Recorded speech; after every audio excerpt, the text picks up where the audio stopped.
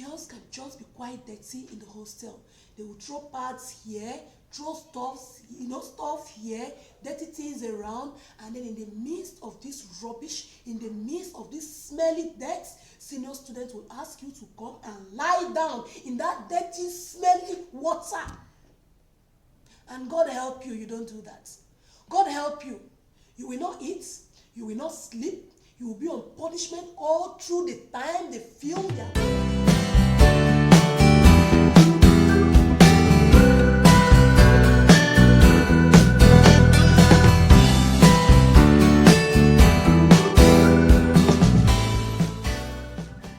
Hello lovely people, welcome back to my channel. It's your girl here again, Blessing Ifreke. I'm super happy to be with you this morning. To all my OGs, I say welcome. You are super welcome to this amazing video. Yes, and if you are just seeing my face for the first time, my name is Blessing once again, and here is my space. I do a lot of talk about happenings around and about motherhood, about couple and recipe and the likes. Okay, you are definitely going to enjoy it in here. So please, at the end of this video, if you like what you did see, don't forget to join this beautiful family by hitting that subscribe button. And of course, don't forget to give this video a like if you do like what you will be seeing at the end of the day. So welcome guys. Yes, welcome again to this amazing video. Of course, what actually prompted me into making this video is a post I saw recently on a particular group on Facebook. Okay, so I came across this post about a boy in a school here in Nigeria, in a boarding school here in Nigeria, and this boy was actually dehumanized. Okay, he was dehumanized, he was abused, probably raped. Yes, I'm talking about a 9 or 11-year-old boy, I think 11-year-old boy. Okay, so the mother in particular has come online on YouTube, and she has talked so much about what had been done to her son. Barely 2 months of the boy, being enrolled in this particular school, this boy has turned into, I don't know, a kind of, he has been turned into an opposite of himself when he actually came or went to that school, And being in an education field, I should be interested in stuff like this, okay? So that post actually piqued my interest. I read people, giving comments about what they had seen in the video. The mother had actually made a video, having gone to school to pick the boy from school and seeing the sorry state of the boy. She was so pained that she took to crying out for help.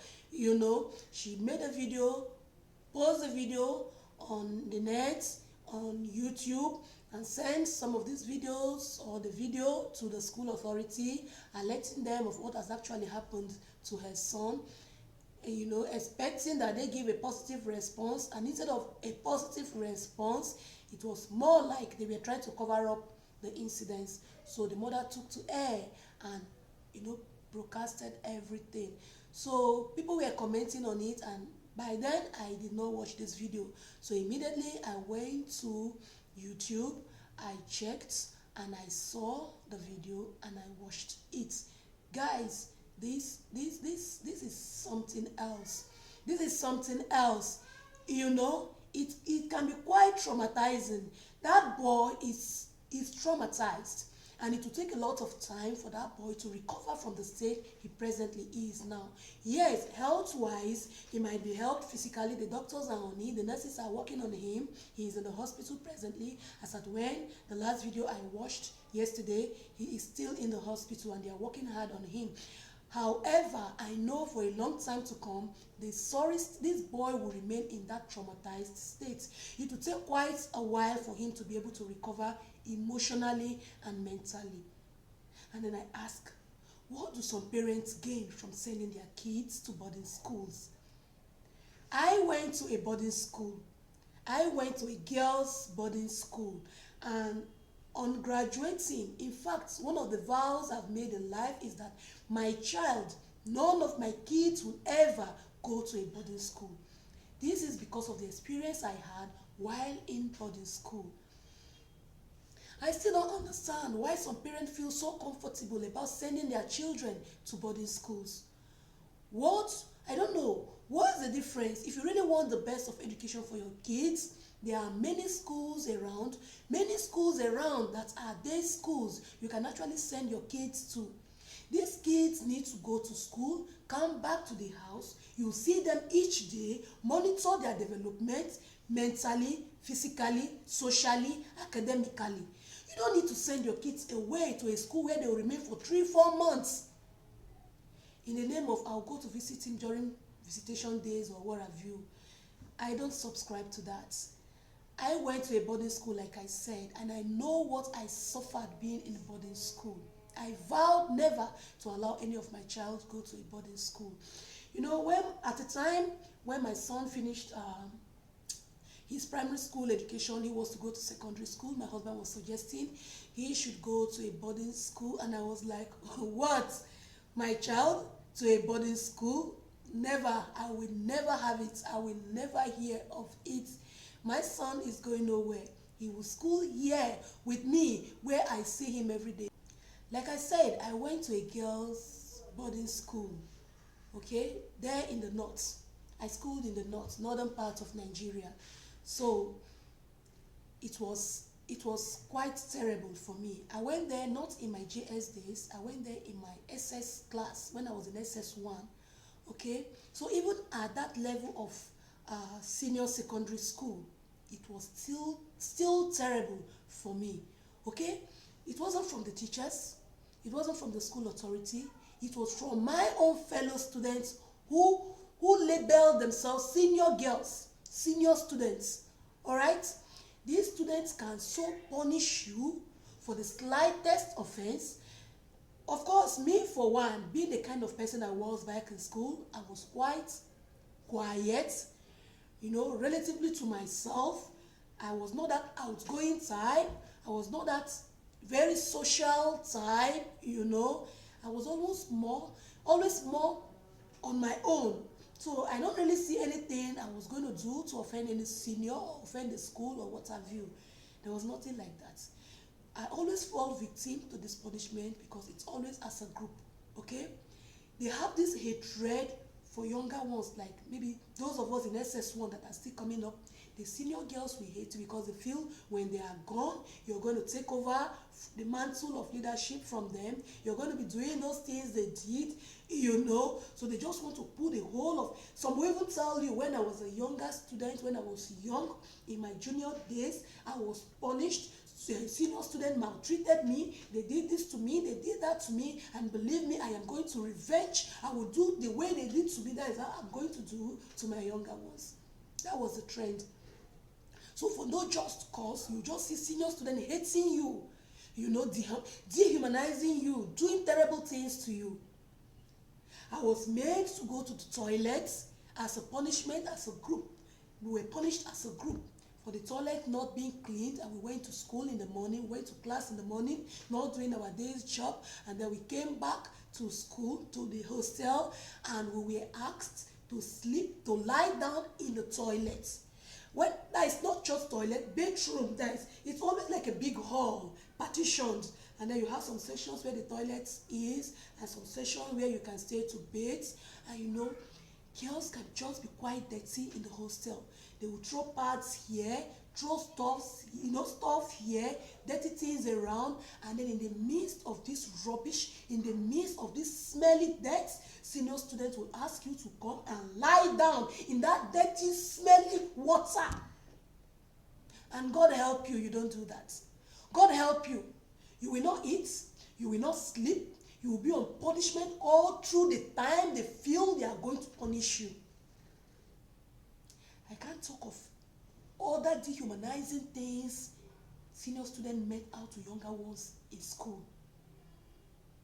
I can't talk of the starvation. I can't talk about the goodness. Is it the flogging? Or is it coming to wake up wake us up in the middle of the night, 12:30, 1 in the night, to go to a distance of about 30 to 40-minute trek to go and bring water, to go and fetch water for them. This is almost an everyday affair. Just as a punishment, we fetch water very far. There was no water in our hostel there, so we go far. We trek about 30 to 40 minutes distance to get water. It is this time of the night that senior students, at this ungodly hour of the night, senior students will see to wake up younger ones, junior ones, to go get water for them. And God help you, you don't obey. God help you, you report to anybody. So because of that fear, if I tell, they might harm me, they will beat me, they will punish me, you sip your mouth. And we suffered like that until at a point I could no longer take it. I fell ill, because that was actually my first time leaving home.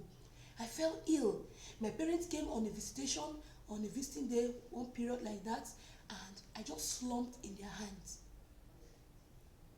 Getting up to do something for them, all I know was my mom holding me, my daddy holding me, my mom crying, students around, some teachers around. I was rushed to the hospital, the school hospital, before my dad took permission and take me home. I remained at home for 2 weeks. I was in hospital for 2 weeks. I remained at home for like 3 weeks or about a month before I was finally allowed to return to school. And after that, once our exam was done, my daddy said I was no longer going back to boarding house, and so he changed me to become a day student. That was how I became a day student until I got to SS3. It was in my SS3 that my parents said, okay, now that you're in SS3, definitely you're a senior of your own, nobody's going to be punishing you anymore. That dehumanizing treatment will no longer be there. You can go back to boarding house. That was how I returned to boarding school until I wrote my WAEC exam and left that school. So what am I saying? When my husband came up with the issue of my son going to boarding school for his secondary education, in fact, I did not hesitate to say no. No, sir, my son will not go. Please, we can't send this boy away from home. I've experienced so many rotten things in boarding school that I don't want any of my child to go through this. And that was how that issue died down. Today, he is in SS1 and he's doing perfectly well. They are all under our control. We monitor everything they do every day. Their assignments, their school work, their notes. We interact with them. Who are your friends in school? What do you do? Who are the teachers? What are you taught? Do you understand what you're being taught? Is any teacher, victimizing you? We get to know all of this information because we interact one-on-one with them every day they return from school. How are we going to do this? How would we have achieved this if they were far away from us in one boarding house? So I'm appealing to parents. I don't understand why parents take joy in sending their kids away from them. I don't understand why. But I think with this incidents, with what is happening to this woman and her little innocent boy, it's an eye-opener. It's an eye-opener to any reasonable parents. Let's save the life of these children, for crying out loud. Let's stop adding to a situation where our kids will be dehumanized, will be traumatized with things that will make them emotionally unstable for the rest of their life, or at least for a long period of their life. I feel so sorry for that little boy. I feel so sorry for that innocent boy. And I wish he recover as soon as possible. But I'm also grateful. I'm also happy that it was an eye-opener for the parents. The mom has said he won't be going back to that. In fact, he's going to be in a day school where she will see him every day. And I was happy when I heard that statement. I wish her and her family success. I wish the boy a speedy recovery. And to all parents, please keep your kids in school where you can monitor them.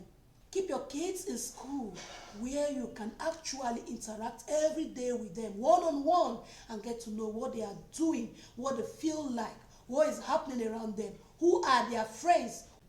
I think it will go a long way to solve some of these unnecessary problems, unnecessary trauma on our children. Oh my goodness. Thank you so much, guys, for watching this video. If you have watched it up to this point, If you are yet to be a parent, I wish you success, and I pray, if it is your heart desire, that God grants you the opportunity to be a parent. And when you eventually become a parent, let your children be priceless. Let your children's future be your priority. So thank you so very much for watching this video up till this moment, up till this time. I am grateful, and I thank you so much for always being supportive.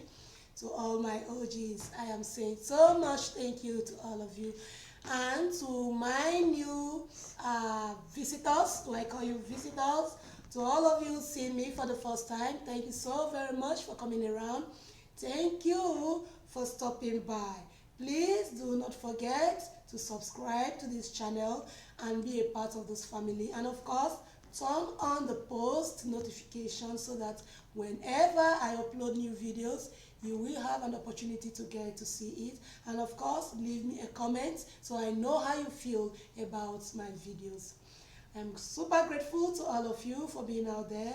If you are not there, I won't be here. Thank you so much once again for being here, and I will catch you in my next video.